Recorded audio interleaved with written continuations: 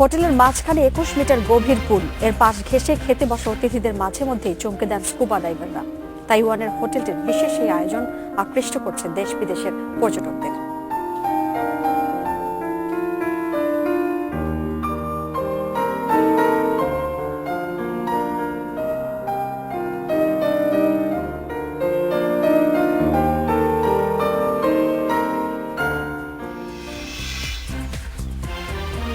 এই 1 ঘন্টা আপনাদের সঙ্গে আছে আমি খালেদ মহিউদ্দিন এবং সবশেষের খবরের আলোচনার বিশ্লেষণের সাথে আছে আমি মাহমুদা মৌমিতা। খেলার আনন্দ হতাশার খবর নিয়ে আছে আমি অনুপম দে। তবে আগে জানিয়ে দিচ্ছি শিরোনাম। জঙ্গি সন্ত্রাস দমনে ঢাকায় 15 দেশের পুলিশ প্রধান সম্মেলন, সম্মিলিত উদ্যোগ চায় ইন্টারপোল।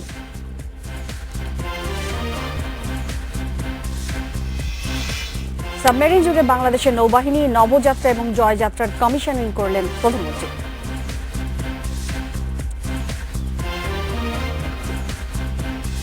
রোমাঞ্চকর ম্যাচে ঘানাকে হারালো বাংলাদেশ, পঞ্চম হয়ে সন্তুষ্ট থাকতে হলো জিমি চয়নদের।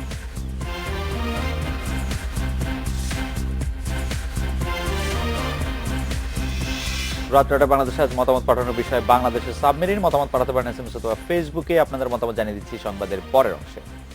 জঙ্গি ও সন্ত্রাস নির্মূলে আঞ্চলিক ও আন্তর্জাতিক সমন্বয় সহযোগিতা বাড়াতে ঢাকায় প্রথমবার শুরু হলো 15 দেশের পুলিশ প্রধানদের সম্মেলন। সকালে হোটেল সোনারগাঁয়ে 3 দিনের সম্মেলন উদ্বোধন করেন স্বরাষ্ট্রমন্ত্রী আসাদুজ্জামান খান। আলোচনায় সন্ত্রাস রোধে বৈশ্বিক পর্যায়ে সমন্বিত উদ্যোগের উপর জোর দিয়েছেন ইন্টারপোল মহাসচিব। বাংলাদেশ পুলিশের উদ্যোগে ঢাকায় প্রথমবারের মতো এশিয়া ও পার্শ্ববর্তী দেশের পুলিশ প্রধানদের নিয়ে শুরু হলো সম্মেলন। পাশাপাশি অংশ নিচ্ছেন এফবিআই, ইন্টারপোলের সেক্রেটারি জেনারেল ও ফেসবুকের প্রতিনিধিরা। 3 দিনের এই সম্মেলন উদ্বোধন করেন বাংলাদেশের স্বরাষ্ট্রমন্ত্রী, স্বরাষ্ট্র সচিব ও ইন্টারপোল মহাসচিব। প্রথম দিনের আলোচ্য সূচিতে ছিল জঙ্গি ও সন্ত্রাসবাদ প্রসঙ্গ, দুর্ধর্ষ আসামি হস্তান্তর, সামাজিক যোগাযোগ মাধ্যমকে ব্যবহার করে সন্ত্রাসবাদের বিস্তার সহ আরও বেশ কিছু বিষয় উঠে আসে আলোচনায়। সন্ত্রাস নির্মূলে সব দেশকে নিয়ে কিভাবে একযোগে কাজ করা যায় সে বিষয় নিয়ে আলোচনা হচ্ছে বলে জানালেন বাংলাদেশের পুলিশ প্রধান। জঙ্গি সন্ত্রাস এবং ট্রান্সন্যাশনাল ক্রাইম এটা দমনের জন্য আঞ্চলিক সহযোগিতা, regional cooperation and sharing of the experience, এইগুলির মেইনলি উদ্দেশ্য। বিশ্বের অন্যান্য দেশের মতো বাংলাদেশও সন্ত্রাসবাদের ঝুঁকিতে আছে জানিয়ে ইন্টারপোল মহাসচিব বলছেন, এটি মোকাবেলাই এখন সবচেয়ে বড় চ্যালেঞ্জ। বাংলাদেশ আন্তর্জাতিক সন্ত্রাসবাদের ভুক্তভোগী। গত বছর থেকে বাংলাদেশের পুলিশ শক্তভাবে সন্ত্রাস ও জঙ্গি দমন করে যাচ্ছে। সম্মেলনে বাংলাদেশের জঙ্গিবাদের উত্থান, দমন ও বিস্তৃতি নিয়ে বিশদ বর্ণনা দেন কাউন্টার টেরোরিজম ইউনিটের প্রধান। জবাব দেন নানা দেশ থেকে আসা পুলিশ কর্মকর্তাদের নানা প্রশ্নের। আন্তর্জাতিক সন্ত্রাসবাদ ও জঙ্গিবাদ মোকাবেলায় সারা বিশ্বের গোয়েন্দা সংস্থাগুলো যেভাবে হিমশিম খাচ্ছে, সেখানে দক্ষিণ এশিয়ার দেশ বাংলাদেশ চাচ্ছে সারা বিশ্বের যতগুলো আইন শৃঙ্খলা বাহিনী আছে সবাইকে এক করতে। সম্প্রতি জঙ্গি হামলাগুলোতে এক একটি সফলতা ও সক্ষমতা যেন বাংলাদেশের কাছে বড় ধরনের একটি অনুপ্রেরণা বা পুঁজি। Abdullah Al Rafi, independent news, Dhaka. খালেদ, নিঃসন্দেহে এটি একটি ভালো উদ্যোগ এবং আমি যেটা জানতে চাই যে এই সম্মেলনের মাধ্যমে আসলে বাংলাদেশ কতটুকু লাভবান হবে? বাংলাদেশের লাভ আসলে এগুলি খুবই গড় সম্মেলন, সেই সম্মেলনের মধ্যে লাভ লোকসান সেভাবে এটি আসলে আলোচনা হয় না। কিন্তু আমার যেটি জানার কৌতূহল ছিল যে এই সম্মেলনে প্রস্তাব কে দিয়েছিল। আমাদেরকে আইজিপি জানালেন যে বাংলাদেশ এই সম্মেলনে প্রস্তাব দিয়েছিল এবং ইন্টারপোল বাংলাদেশে সহযোগিতা করেছে, কিন্তু ইন্টারপোল এবং বাংলাদেশ পুলিশের যৌথ উদ্যোগে এটি করা হয়েছে। আমার যেটি আরো জানতে চাইছিলাম যে 14টা দেশ, বাংলাদেশ ছাড়া অন্যান্য দেশগুলো অংশগ্রহণ করছে না। আইজিপি বলছিলেন যে সার্কের দেশগুলিতে অংশগ্রহণ করছে, কিন্তু এর মধ্যে পাকিস্তান নেই। পাকিস্তানকে কি আমন্ত্রণ জানানো হয়েছিল কিনা আইজিপি আমাদের নিশ্চিত করেছে যে পাকিস্তানকে আমন্ত্রণ জানানো হয়েছিল, কিন্তু তারা এখানে আসার ব্যাপারে বেশি একটা উৎসাহ দেখাননি। অন্য আর যে বিষয়গুলি একটু দেখা দরকার সেটি হচ্ছে যে বাংলাদেশ তো আসলে জঙ্গি দমনে বাংলাদেশের স্বরাষ্ট্র মন্ত্রক এবং বাংলাদেশের আইজিপি তারা বলছেন যে জঙ্গি দমনে তারা সাফল্য দেখাচ্ছেন। এখন ইন্টারন্যাশনাল পুলিশ যারা আছেন তাদের কাছ থেকে আমরা আসলে কি ধরনের সহযোগিতা আশা করি? তারা কি এসে আমাদেরকে তদন্ত করে দিবেন? তারা কি আসলে আমাদেরকে গোয়েন্দা তথ্য দিয়ে সাহায্য করবেন? আসলে কি ধরনের সহযোগিতা আমরা চাইছি?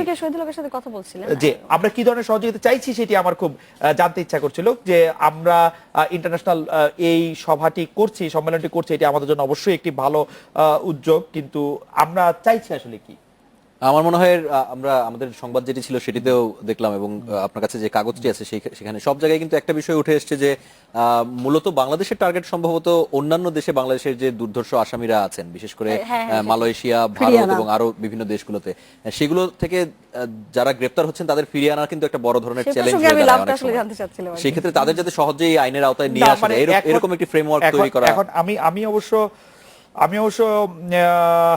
এটি আসলে ঠিক জানি না, কারণ হচ্ছে মালয়েশিয়া এবং ভারতে যদি বাংলাদেশে কোনো দুর্দর্শ অপরাধকারী গিয়ে আশ্রয় নেন, তাদেরকে ফিরিয়ে দেওয়ার জন্য এত বড় একটি সম্মেলন করতে হবে এটি ঠিক মনে হয় না, কারণ তাদেরকে ফিরিয়ে দেওয়া হচ্ছে সরকার ফিরিয়ে দেওয়ার জন্য না, আমি বলছিলাম যে একটা ফ্রেমওয়ার্ক তৈরি করা, যে এই দেশগুলো একসাথে কাজ করতে পারে কিনা, এরকম দুর্ধর্ষ সন্ত্রাসী যারা বিভিন্ন সময় সীমানা পাড়ি দিয়ে অন্য দেশে আশ্রয় নিয়ে একটা সুযোগ নেওয়ার চেষ্টা করে। ওকে, তাদের ফিরিয়ে দেওয়াটা মানে তাদের ফিরিয়ে দেওয়া প্রচলিত আইনে অনেকটা সম্ভব বলে আমি মনে করি। যাই হোক, আমি আমাদের সংবাদে আসলে দেখতে পাচ্ছি যে দুর্ধর্ষ আসামি হস্তান্তর এবং সামাজিক যোগাযোগ মাধ্যমকে ব্যবহার করে সন্ত্রাসবাদের বিস্তার, এটা নিয়ে মূলত আলোচনা হয়েছে। সর্বোপরি এটা একটি ভালো উদ্যোগ, দেখা যাক আসলে পরবর্তীতে এটা থেকে আসলে কি ফলাফল আসে।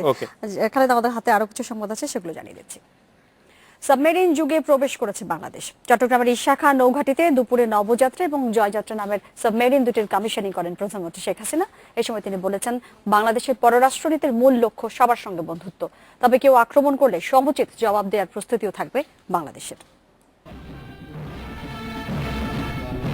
2014 সালে নৌবাহিনীতে 03 টাইপ দুটি ডিজেল ইলেকট্রিক অ্যাটাক সাবমেরিন যুক্ত করতে চুক্তি করে সরকার। 1569 কোটি টাকায় কেনা সাবমেরিন দুটি বাংলাদেশের কাছে হস্তান্তর করা হয় গত নভেম্বরে। সি ট্রায়াল শেষে ডিসেম্বরে আসে চট্টগ্রাম বন্দরে। 76 মিটার দৈর্ঘ্য ও প্রায় 7.5 মিটার প্রস্থের সাবমেরিন দুটির নাম নবযাত্রা ও জয়যাত্রা। টর্পেডো ও মাইন সজ্জিত সাবমেরিন দুটি শত্রুপক্ষের যুদ্ধজাহাজের পাশাপাশি হামলা চালাতে সক্ষম ডুবোজাহাজেও। এর গতিবেগ সামনে 12 ও পেছনে 11 নটিক্যাল মাইল। Displacement 1609 ton. ইশাখা নৌঘাটিতে কমিশনিং ফরমান তুলে দিয়ে প্রধানমন্ত্রী শেখ হাসিনা বলেন, আঞ্চলিক শান্তি প্রতিষ্ঠায় অগ্রণী ভূমিকা নেওয়া বাংলাদেশ বন্ধুত্বে বিশ্বাসী, তারপরও হুমকি এলে তার জবাব দেয়া হবে। আমরা কারোর সাথে কখনো কোনো যুদ্ধে লিপ্ত হতে চাই না, কিন্তু যদি কেউ আমাদের আক্রমণ করে তাহলে আমরা যেন তার সমুচিত জবাব দিতে পারি, সেই প্রস্তুতি আমাদের সব সময় থাকবে। সেদিকে লক্ষ্য রেখেই আমরা যা যা করণীয় তা করে যাচ্ছি। সাবমেরিন দুটি আপাতত থাকছে চট্টগ্রাম নৌঘাটিতে, পরে মহেশখালী ও পটুয়াখালীতে তৈরি হবে সাবমেরিন স্টেশন। নৌবহর বৃদ্ধির পাশাপাশি নৌবাহিনীর নিজস্ব বিমান ও সাবমেরিন ঘাঁটি সহ অন্যান্য প্রয়োজনীয় অবকাঠামো উন্নয়নের সব ধরনের পদক্ষেপ ইতিমধ্যে আমরা গ্রহণ করেছি। পটুয়াখালীর রামনাবাদ এলাকায় বা নৌজা শেরে বাংলা নামে নৌবাহিনীর নির্মাণাধীন সর্ববৃহৎ নৌঘাটির ভিত্তিপ্রস্তর আমাদের সরকারের সময় স্থাপন করা হয়েছে। নবযাত্রা ও জয়যাত্রা সমুদ্রের অর্থনৈতিক কাজে সহায়ক হবে বলেও জানান প্রধানমন্ত্রী। প্রথমবারের মতো সাবমেরিন যুক্ত হয় সত্যিকার অর্থেই ত্রিমাত্রিক বাহিনীতে পরিণত হচ্ছে বাংলাদেশ নৌবাহিনী। সংশ্লিষ্টরা আরো বলছে, এই সাবমেরিন দুটি বাংলাদেশের বিশাল সমুদ্র এলাকার নিরাপত্তা প্রদানের পাশাপাশি ভূমিকা রাখতে পারে সমুদ্রের ব্লু ইকোনমির উন্নয়নে। অনুপম শীল, ইন্ডিপেন্ডেন্ট নিউজ, চট্টগ্রাম। চীনের কাছ থেকে সাবমেরিন কেনা নিয়ে ভারতের সঙ্গে সরকারের মনোমালিন্য চলছে দাবি করেছেন বিএনপির স্থায়ী কমিটির সদস্য গয়েশ্বরচন্দ্র রায়। এই অবস্থা কাটিয়ে উঠতে রাষ্ট্রবিরোধী কোনো চুক্তি করা যাবে না বলেও সতর্ক করেছেন তিনি। রাজধানীর ফটো জার্নালিস্ট মিলনায়তনে সকালে ন্যাপের আলোচনা সভায় এই কথা বলেন তিনি। শনিবার প্রধানমন্ত্রী দেয়া বক্তব্যের জের ধরে গয়েশ্বর বলেন, বিএনপি নয় আওয়ামী লীগই বহির্বিশ্বের সহায়তায় ক্ষমতায় আসে। গণতন্ত্র ও মানুষের অধিকার রক্ষায় বিএনপি কখনো আপোষ করে না বলেও দাবি করেছেন তিনি। আওয়ামী লীগ সাধারণ সম্পাদক এবং সেতুমন্ত্রী ওবায়দুল কাদের বলেছেন, দেশের স্বার্থ বিকিয়ে দিয়ে ভারতের সঙ্গে কোনো চুক্তি করবে না সরকার। রাজধানীর বঙ্গবন্ধু এভিনিউয়ে বিকেলে শ্রমিক লীগের সমাবেশে তিনি এই কথা বলেছেন। বিদেশিদের কাছে নালিশ করে ক্ষমতায় যাওয়া যাবে না বলেও বিএনপিকে সতর্ক করেছেন ওবায়দুল কাদের। বিএনপি ক্ষমতার জন্য ভারত প্রীতি, ক্ষমতা বাইরে গেলে ভারত ভীতি। আমরা ভারত প্রীতিতেও নেই, ভারত ভীতিতেও নেই, ভারত আমাদের দুঃসময়ের বন্ধু। বাংলাদেশের স্বার্থে এই বন্ধুত্ব থাকবে, বাংলাদেশের জনগণ না চাইলে এই বন্ধুত্ব থাকবে না। জিয়া চ্যারিটেবল ট্রাস্ট দুর্নীতি মামলায় 32 জনের সাক্ষ্য আবার নিতে বেগম খালেদা জিয়ার আবেদন খারিজ করে দেয়া হাইকোর্টের আদেশ বহাল রেখেছে আপিল বিভাগ। বিচারপতি এস.কে. সিনহা সহ 3 সদস্যের বেঞ্চ এই আদেশ দেন। এর আগে 12 জানুয়ারি খালেদা জিয়ার আবেদন খারিজ করে হাইকোর্ট। আবেদনে বলা হয়েছিল শপথ আইন অনুসারে সাক্ষীরা শপথ নেননি, নতুন করে সাক্ষ্য নিতে বিচারিক আদালতে আবেদন করেছিলেন। বিএনপি চেয়ারপারসন সেই আবেদন খারিজ হলে হাইকোর্টে রিভিশন আবেদন করেন তিনি। এবার একটি বিরতি নিচ্ছে।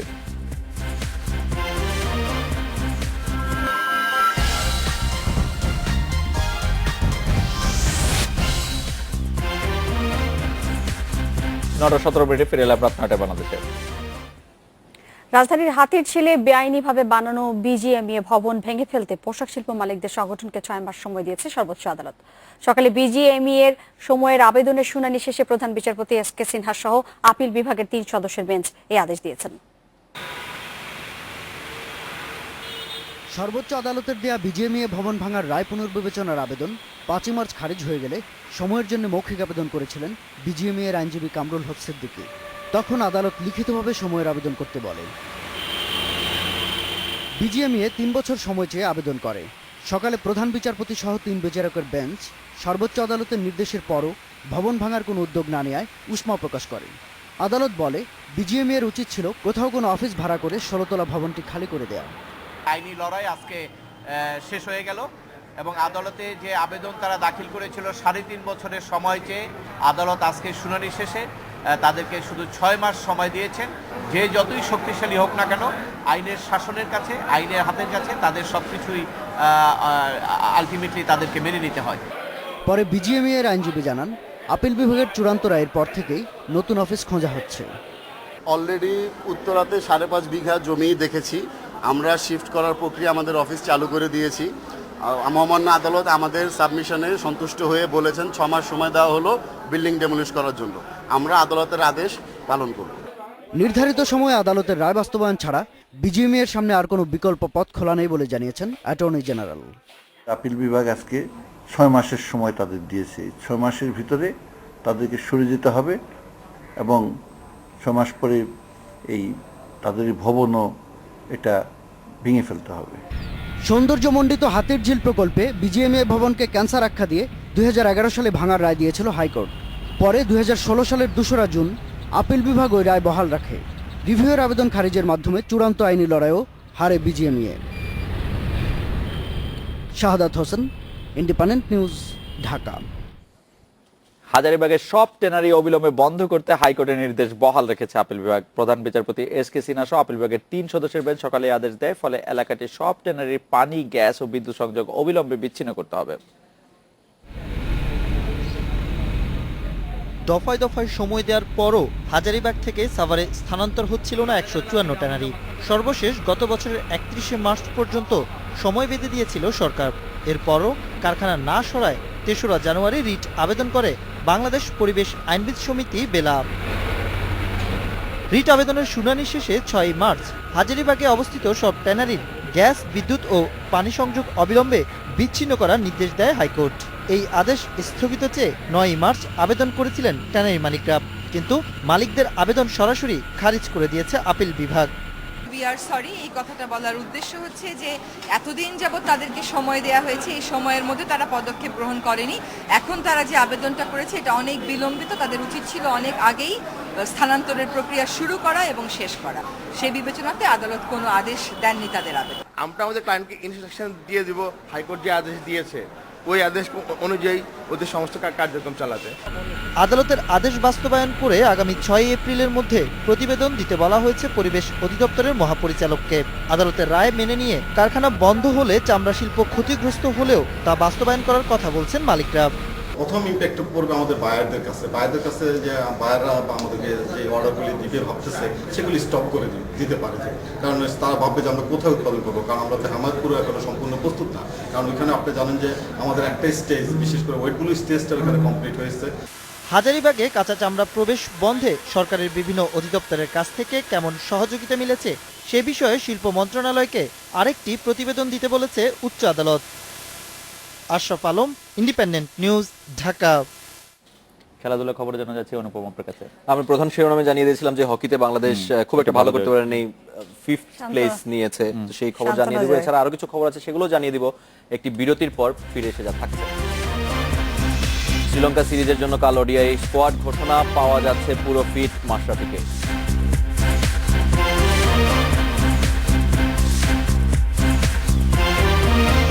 শততম টেস্টের জন্য অনুশীলন করেছে বাংলাদেশ, দুঃস্বপ্নের ভেন্যুতে চ্যালেঞ্জ জয়ের আশা।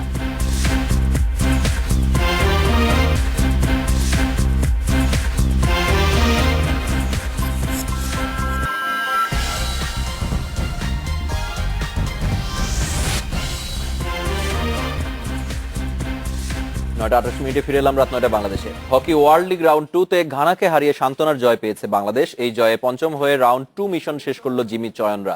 রোমাঞ্চকর ম্যাচে নির্ধারিত সময়ে শেষ হয় 3-3 গোলের সমতায়। টাই ব্রেকে ম্যাচের ভাগ্য ঠিক না হলে সাডেন ডেথে যায় ম্যাচ। কৃষ্ণ কুমারের গোলে জয় নিশ্চিত হয় বাংলাদেশের। টান টান উত্তেজনা আর শ্বাসরুদ্ধকর ম্যাচের সমাপ্তি সাডেন ডেথে। গোলকিপার জাহিদের দক্ষতায় লক্ষ্যভেদ করতে ব্যর্থ ঘানা। সুযোগ নষ্ট করেননি কৃষ্ণ কুমার, স্কোর করে পাকা করেছেন বাংলাদেশের পঞ্চম স্থান। ম্যাচের রোমাঞ্চ ওখানেই শেষ নয়। শুরু থেকে শেষ পর্যন্ত পরতে পরতে ছিল স্নায়ুচাপ ও উত্তেজনা। 17 মিনিটে বৎসিওর গোলে লিড নেয় ঘানা। 2 মিনিট পর পেনাল্টি কর্নার থেকে মামুনুর রহমান চয়নের গোলে সমতায় বাংলাদেশ। লিড নিতেও দেরি করেনি স্বাগতিকরা। 2 মিনিট পর আবারও চয়নের গোল।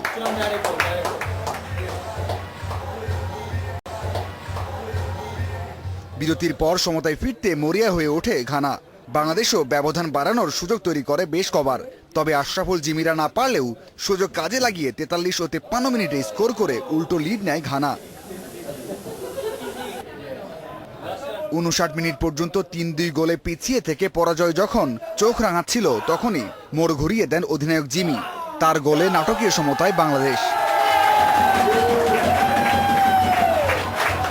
টাই ব্রেকে শুরুতে অভিজ্ঞ চয়নের মিস খুব একটা পোড়ায়নি, ঘানাও যে ব্যর্থ স্কোর করতে।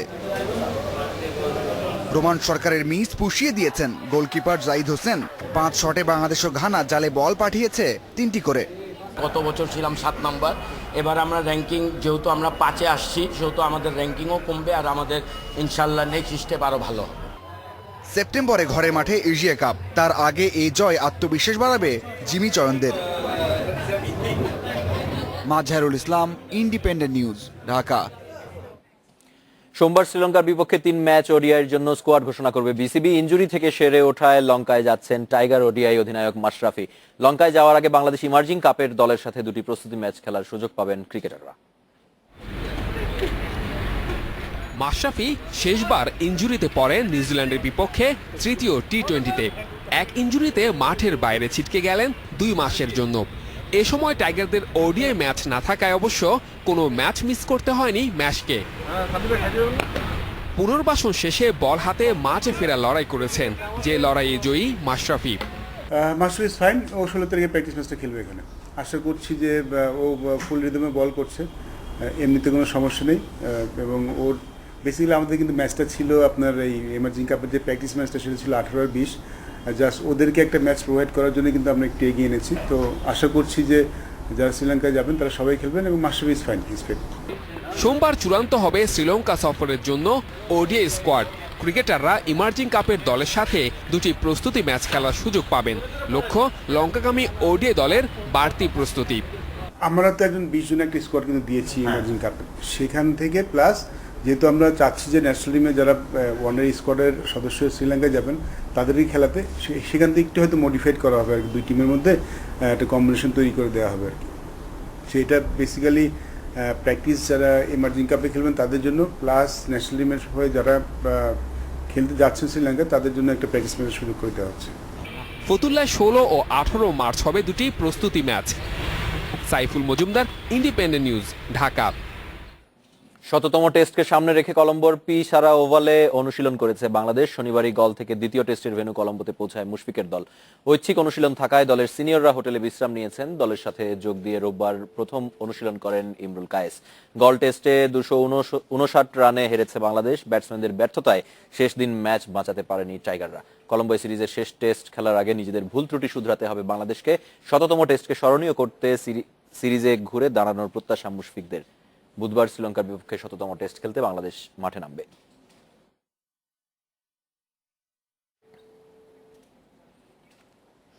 বুধবার টেস্ট খেলতে মাঠে নামছে বাংলাদেশ। এই মাঠে এখন পর্যন্ত খেলা 3টি টেস্টেই ইনিংস ব্যবধানে হেরেছে বাংলাদেশ। টেস্টে সর্বনিম্ন 62 রানের লজ্জাও এখানে। শ্রীলঙ্কা ক্রিকেটের সবচেয়ে পুরনো আর গৌরবোজ্জ্বল ভেন্যু পি সারা ওভাল। 1982 সালে এখানেই ইংল্যান্ডের বিপক্ষে টেস্ট অভিষেক হয় লঙ্কানদের। 3 বছর পর প্রথম টেস্ট জয়ও এই মাঠেই। উপমহাদেশের কেবল এই মাঠেই খেলেছেন ডন ব্র্যাডম্যান। তবে পি সারা ওভালের স্মৃতি বাংলাদেশের কাছে দুঃস্বপ্নের মতো। এখন পর্যন্ত এই মাঠে 21 টেস্টে ইনিংস পরাজয় 3টিতেই পরাজিত দল বাংলাদেশ।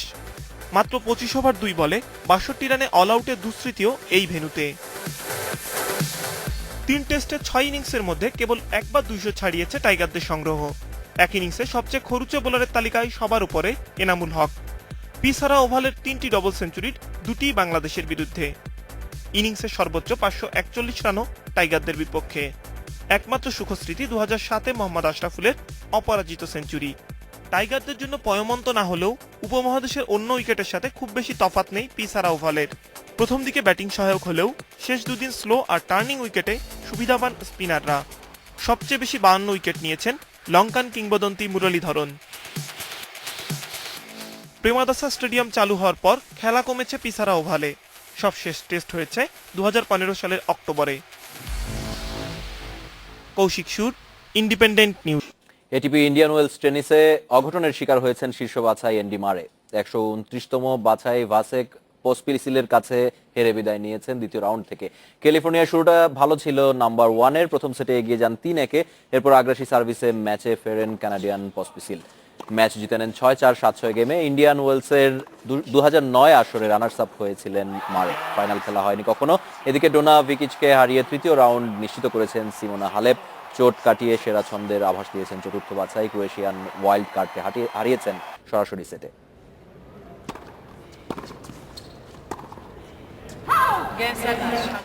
খেলাধুলার খবর এই ছিল আমার কাছে। আরো কিছু খবর জানবো মৌমিতা এবং খালেদের কাছ থেকে। অনুপম, আপনাকে ধন্যবাদ। সিলেটের শিশু সামিউল আলম রাজন হত্যা মামলার ডেথ রেফারেন্স আসামিদের আপিল শুনানি শেষ হয়েছে। রায় ঘোষণা হবে 11 এপ্রিল। বিচারপতি জাহাঙ্গীর হোসেন ও বিচারপতি মোহাম্মদ জাহাঙ্গীর হোসেনের বেঞ্চ শুনানি শেষে এই আদেশ দেয়। গত 30 জানুয়ারি পেপার বুক উপস্থাপনের মধ্যে দিয়ে শুনানি শুরু করে রাষ্ট্রপক্ষ। রাজন হত্যা মামলায় বিচারিক আদালত 4 জনকে মৃত্যুদণ্ড, 1 জনকে যাবজ্জীবন, 3 জনের 7 বছর করে এবং 2 জনকে 1 বছর করে কারাদণ্ড দিয়েছে। সিলেটের কুমারগাঁয়ে চুরির অভিযোগে 2015 সালে 8 জুলাই শিশু রাজনকে পিটিয়ে হত্যা করা হয়। তদন্ত শেষে ওই বছরের 16 আগস্ট 13 জনকে আসামি করে আদালতে অভিযোগপত্র দেয় পুলিশ। ওই বছরের 8 নভেম্বর রায় দেয় বিচারিক আদালত। ব্যবসা এবং বিনিয়োগের ক্ষেত্রে বাংলাদেশ এখনো কর বান্ধব নয়। কর প্রশাসনের জটিলতায় দেশি বিদেশি বিনিয়োগ বাড়ছে না, এমনটাই মনে করেন প্রধানমন্ত্রীর অর্থনৈতিক উপদেষ্টা মশিউর রহমান।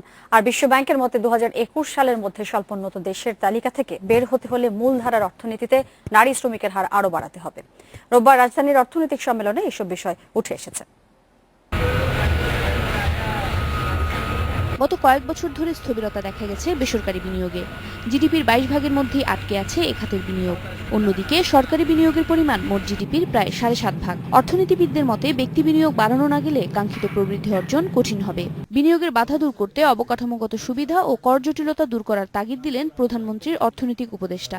আমাদের অবকাঠামোর অসুবিধা অথবা ট্যাক্স অ্যাডমিনিস্ট্রেশনের যে দুর্বলতা যদি কিছু থেকে থাকে, সেই জন্য হয়তো তারা অনেক সময় একটু নিরুৎসাহ বোধ করে। সেগুলোর দিকে আমাদের মন দেওয়া দরকার পড়বে। বিশ্বব্যাংকের হিসেবে দেশের পুরুষ শ্রমশক্তির 84 ভাগই অংশ নেয় শ্রমবাজারে। নারীদের ক্ষেত্রে তা মাত্র 34 ভাগ। 2030 সালের মধ্যে 9 ভাগ জিডিপি প্রবৃদ্ধি অর্জনে নারী শ্রমশক্তির অংশগ্রহণ আরও বাড়াতে হবে বলে মনে করছেন অর্থনীতিবিদরা। আমরা দেখছি মূলধারার অর্থনীতিতে নারীদের অংশগ্রহণ খুবই কম। যেসব ক্ষেত্রে এখনও নারী পুরুষ বৈষম্য আছে তা দূর করতে হবে। কাঙ্ক্ষিত প্রবৃদ্ধি অর্জন করতে হলে অর্থনৈতিক কর্মকাণ্ডে নারীদের আরও সম্পৃক্ত করতে হবে। দেশের অর্থনৈতিক প্রবৃদ্ধি স্থিতিশীল থাকলে 2040 সালে বাংলাদেশ উন্নত দেশ হবে বলে আশাবাদী অর্থনৈতিক বিশ্লেষকরা। উমনাহার আজমি, ইন্ডিপেন্ডেন্ট নিউজ, ঢাকা। আরো খবর আগে নিচ্ছে একটি বিরতি। আর ফিরে এসে যা থাকছে, পুরান ঢাকায় রাসায়নিক কারখানায় ডিএসসিসির অভিযান, 24টি প্রতিষ্ঠানে তালা।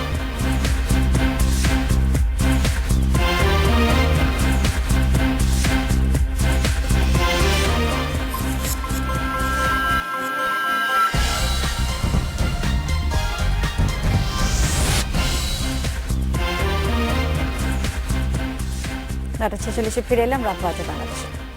অবৈধ রাসায়নিক কারখানা বিরুদ্ধে অভিযানে নেমেছে ঢাকা দক্ষিণ সিটি কর্পোরেশন। লালবাগের শহীদনগরে সকালে ভ্রাম্যমাণ আদালতের কাজ উদ্বোধন করেছেন মেয়র সাইদ খোকন। পুরান ঢাকার সব রাসায়নিক কারখানা সরিয়ে নেওয়ার নির্দেশ দিয়ে তিনি জানান, নতুন করে আর কোনো অনুমতি দেওয়া হবে না। মানা হয়নি অগ্নি নির্বাপন আইনের শর্ত, অথচ গড়ে তোলা হয়েছে জুতার কারখানা। এই অভিযোগ রাজধানীর লালবাগ এলাকায় ইউনিক্যাম পলিমার কেমিক্যাল নামে জুতার কারখানার বিরুদ্ধে। গত 6 বছর ধরে এখানে জুতার আঠা তৈরিতে ব্যবহার করা হতো দাহ্য পদার্থ। রোববার দক্ষিণ সিটি কর্পোরেশনের অভিযানে কারখানা থেকে বিপুল পরিমাণ দাহ্য পদার্থ জব্দ করা হয়। অগ্নি নির্বাপন আইনের শর্ত ভঙ্গ করায় 2 লাখ টাকা জরিমানা করেছে ভ্রাম্যমাণ আদালত। একই এলাকায় আরো 24টি কারখানায় তালা ঝুলিয়ে দেওয়া হয়। ট্রেড লাইসেন্স, ফায়ার লাইসেন্স এবং অধিদপ্তরের ক্লিয়ারেন্স এবং আপনার পরিবেশ অধিদপ্তরের যে সমস্ত ছাড়পত্র, এখন থেকে সমস্ত ধরনের ছাড়পত্র বন্ধ করে দেওয়া হবে। ফায়ার সার্ভিসের তালিকা অনুযায়ী পুরান ঢাকায় কেমিক্যাল কারখানা ও গোডাউন মিলে আছে প্রায় 1000 খানেক কারখানা। এসব কারখানার কোনোটির ট্রেড বা কোনোটির ফায়ার লাইসেন্স নেই। আবার অন্য ব্যবসার নাম দিয়ে কেমিক্যাল গুদাম করেছে অনেকেই। 1 মাস আগে মালিকদের কারখানা বন্ধ ও অন্যত্র সরিয়ে নিতে নোটিশ দেয় দক্ষিণ সিটি কর্পোরেশন, কিন্তু অবস্থার পরিবর্তন না হওয়ায় অবশেষে অভিযান। আবাসিক এলাকায় এমন দাহ্য ও ঝুঁকিপূর্ণ কারখানা থাকায় যে কোনো সময় বড় ধরনের দুর্ঘটনা ঘটতে পারে বলে মনে করে বিস্ফোরক বিশেষজ্ঞরা। প্লিন্থ লেভেলে আপনার ফায়ার অ্যারেস্টিং ওয়্যার রাখতে হয়। এগুলো কোনো কিছু তোয়াক্কা না করে এই সমস্ত গোডাউনে মজুদাকারে রাখলে গ্যাস মিক্সচার হবে, এক্সপ্লোশন যে কোনো সময় হতে পারে। মার্চের মধ্যে লালবাগ, ইসলামবাগ, চকবাজার এলাকায় অভিযান চালিয়ে কেমিক্যাল কারখানা বন্ধ করা হবে বলে জানিয়েছে city corporation. Shahriar Anirban, independent news, Dhaka. আমরা বাংলাদেশের সাবমেরিন নিয়ে দর্শকদের কাছে মতামত চেয়েছিলাম, বেশ কিছু মতামত এসেছে। শিমুল তিনি বলছেন যে সমুদ্রের বুকে জেগে ওঠা নতুন বাংলাদেশ রক্ষায় আরো বেশি সাবমেরিন প্রয়োজন, এবং ফরহাদ বলছেন বাংলাদেশের নিরাপত্তা রক্ষায় বড় ভূমিকা রাখবে নতুন সাবমেরিন। শাহানুর বলছেন সরকার আগামী নির্বাচনে ভোট পাওয়ার জন্য সাবমেরিন কিনেছে। ফারানা বলছেন আগে আমাদের সাবমেরিন পরিচালনার দক্ষতা বাড়াতে হবে। সুজন বলছেন বাংলাদেশে উন্নতি হচ্ছে সাবমেরিন যুক্ত হয়, সেটি প্রমাণ হলো। অমি বলছেন সাবমেরিন যোগ হয় নৌবাহিনী শক্তি আরো বৃদ্ধি পেয়েছে। কণা বলছেন সাবমেরিন থাকায় বিশ্বে বাংলাদেশের ভাবমূর্তি অনেক বেড়ে যাবে। অনন্যা বলছেন সমুদ্র সম্পদ রক্ষায় এই সাবমেরিন অনেক কাজে আসবে। সজীব বলছেন এখনই বাংলাদেশের সাবমেরিন কেনার কোনো প্রয়োজন ছিল না। নবীন বলছেন বহু শত্রুর হাত থেকে আমাদের দেশকে রক্ষা করবে সাবমেরিন। আপনার কি মনে হয় অনুপম, আপনার কি মনে হয় মৌমিতা, আমাদের সাবমেরিন কেনার প্রয়োজন ছিল কি ছিল না? আসলে একটা স্ট্যাটাস তো অবশ্যই। আচ্ছা, 40টি দেশের নামের মধ্যে বাংলাদেশ যুক্ত হলো যাদের সাবমেরিন আছে। শক্তির দিক থেকে ত্রিমাত্রিক শক্তি যোগ হলো আর কি, যে সম্পূর্ণ করা আর কি শক্তিটাকে। তার চেয়ে বড় কথা মনে হয় আমার যে আমরা সমুদ্র জয়ের পরে একটা বড় একটা অংশ আমাদের কাছে এসেছে, সেটা কোস্ট গার্ডের এই মুহূর্তে যে পরিমাণ শক্তি, সেই শক্তি দিয়ে আসলে সেটা রক্ষা করা সম্ভব না। জলদস্যুদের বিশেষ করে আমরা বারবারই শুনি এই কথাটা। সাবমেরিন দিয়ে জলদস্যু প্রতিরোধ করা যাবে, জলদস্যুর কথা বলছি, টহল দেওয়া যাবে, এবং সেটাই তারা বলছেন যে বাংলাদেশের যে হিউজ যেই সীমানাটা আছে সেটি। আপনি কি মনে করেন ভাই? আমি দেখতে চাই আপনার পরের খবরগুলো দেখতে চাই। সমুদ্রের খবর আছে আরেকটি, পরের খবরটি জানিয়ে দিচ্ছি। স্কুবা ডাইভিং শুনলেই মাথায় আসে সমুদ্র তলদেশের নানা জলজ বৈচিত্র্যের কথা, কিন্তু তাইওয়ানের একটি হোটেল ভেঙে দিয়েছে সেই ধারণা। হোটেলের মাঝখানে বিশাল পুলে স্কুবা ডাইভিং এর ব্যবস্থা করে দর্শনার্থী টানছে ডাইভ কিউব হোটেল। দারুণ অভিজ্ঞতা নিতে ভিড় করছেন দেশ বিদেশের পর্যটকরা। হোটেলের মাঝখানে 21 মিটার গভীর পুল। স্কুবা ডাইভাররা হঠাৎ করেই চমকে দিচ্ছেন রেস্তোরাঁয় খেতে বসা অতিথিদের। এ চিত্র তাইওয়ানের হোটেল ডাইভ কিউবের। আমরা 5 ধরনের গভীরতা সম্পন্ন পুল নকশা করেছি বিভিন্ন ধাপের ট্রেনিং এর জন্য। স্কুবা ডাইভিং ছাড়াও এই পুলে ফ্রি ডাইভিংও প্র্যাকটিস করা যায়। কৃত্রিম নকশা করা পুল হলেও এটি দর্শনার্থীদের দিচ্ছে আসল সমুদ্রের আমেজ। পানির গভীরে পরিত্যক্ত জাহাজ এবং গুহা দেখে অনেকেরই মনে হয় সমুদ্রের গভীরে এসে পড়েছেন তারা। পাশাপাশি মৎস্যকন্যাদের সঙ্গে থাকছে ছবি তোলার সুযোগ। প্রশিক্ষক আমাদের শিখিয়ে দেন কিভাবে ডাইভ করতে হবে। পানির গভীরে গেলে মনে হয় বুঝি গুপ্তধন আছে এখানে। ব্যাপারটা খুবই মজার। ইতালিতে করা বিশ্বের সবচেয়ে গভীর সুইমিং পুল Y40 নকশা অনুকরণে নির্মিত হয়েছে এখানকার ডাইভ কিউবের পুল। Jennifer D Paris, Independent News. এই ছিল রাত 9টায় বাংলাদেশের আয়োজনে। শেষ করবো ঢাকার ফ্যাশন শো ফ্লেভারস অফ সিজনের কিছু ছবি দেখিয়ে। তার আগে আমরা বিদায় নিচ্ছি, সবাই ভালো থাকবেন।